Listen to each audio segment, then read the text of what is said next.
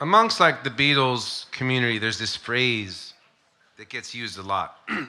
It's the phrase, the fifth Beatle. I don't know if you guys have heard that before. People talk about that a lot. There's always arguments over who is the fifth Beatle.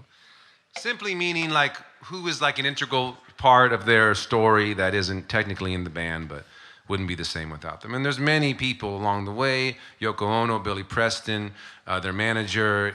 But I think that the title, the true owner of that title, is none other than Sir George Martin, their producer. Give it up for Sir George.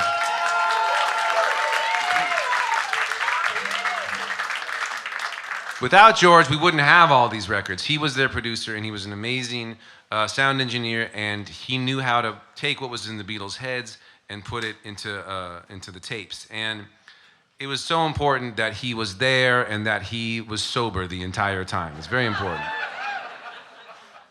Now, in the beginning, the Beatles weren't on that many drugs, so it was easy. They'd come in with easy requests. We'd like a little reverb, if that's okay. He's like, gotcha, you know.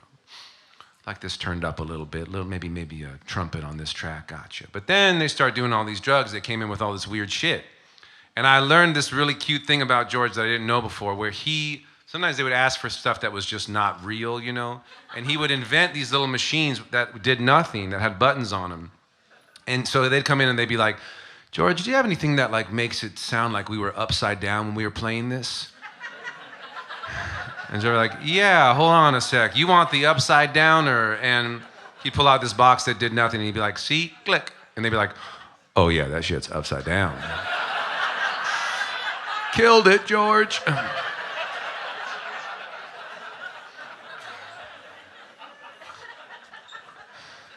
He was there for them, man, you know. During this time, John had the craziest requests.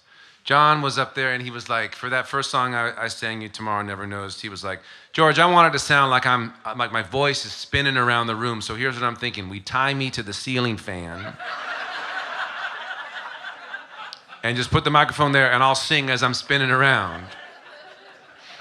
George was like, I hear you, John. Listen, the other thing we could do, hear me out, is we have this thing that's called a Leslie speaker. It spins around.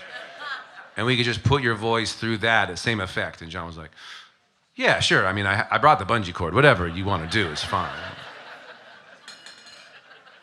Drugs are an important part of recording, I guess, you know. People always want to know if I'm high at my own show. I hate to disappoint them.